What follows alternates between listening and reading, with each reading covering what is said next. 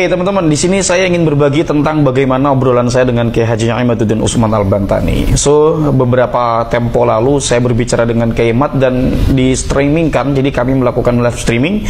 Sebagian teman-teman juga sudah melihat. Nah, ada bagian-bagian yang mungkin teman-teman terlewat, di mana Kiai Imad itu siap untuk berdiskusi. Bahkan Kiai Imad mengatakan kalau perlu datangkan dari Yaman. Habib Umar bin Hafiz sempat disebut namanya oleh Kiai Imad.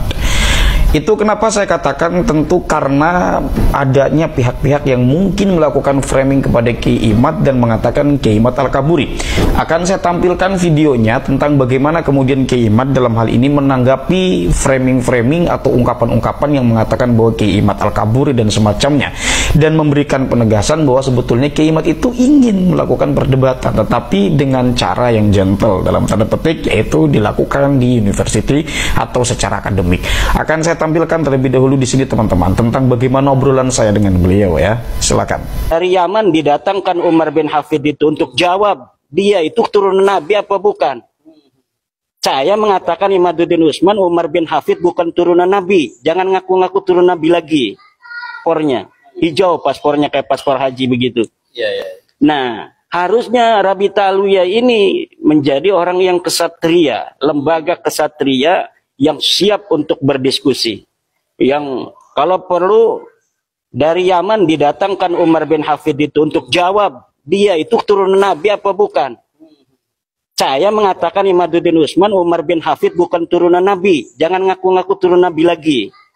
Sekarang bisa nggak Umar bin Hafid jawab dia bahwa dia turunan apa bukan turunan Nabi dan ingin mensahihkan nasabnya? Saya tantang, atau murid-muridnya yang ada di Indonesia, murid Umar bin Hafid yang merasa bisa menjawab bahwa Umar bin Hafid itu memang turunan Nabi, silahkan datang. Atau tentukan di universitas mana dia mau.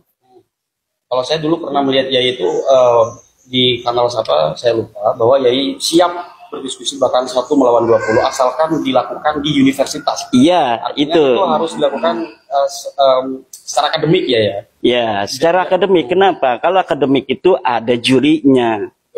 Profesor-profesor ahli sejarah, profesor ahli penelitian itu nanti akan memahami logika penelitian.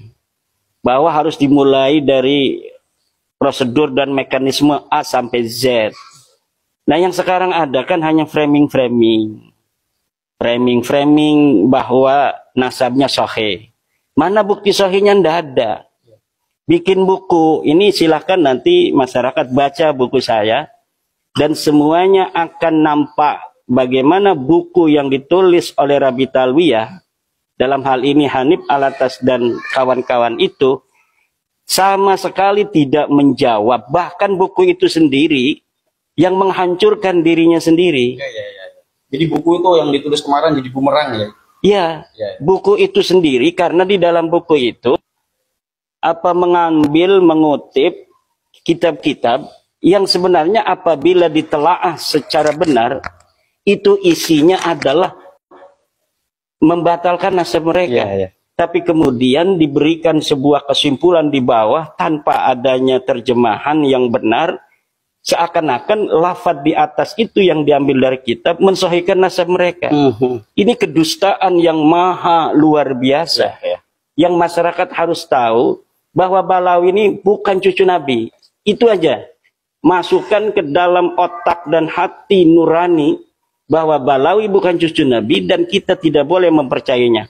Haram mempercayai, mengakui Balawi sebagai cucu Nabi. Kalau haram, dosa itu. Kalau gini Yai, Ba'alwi bukan, Yai ini sebagai peneliti dan penggugat bahwa Ba'alwi bukan keturunan Rasul. Ada tidak Yai merasa memaksa orang untuk mempercayai Yai sebagai peneliti? Ada dong. Ada ya? Harus ada. Harus dikatakan bahwa mereka bukan cucu Rasul? Ada. Kenapa ada? Karena memang dalilnya nggak seimbang. Nah, kalau yang kita tidak boleh memaksa dalam arti dalam tanda kutip memaksa itu dalam tanda kutip kebenaran aja, seperti Islam itulah ikraha fiddin. Tapi untuk saudara-saudara kita ini yang kayak Faiz, Kiai Faiz Syukran Mahmud yang kemarin di CNN, dia bisa baca kitab. Tapi kenapa dia membela nasab Balawi dengan husnudzon saja?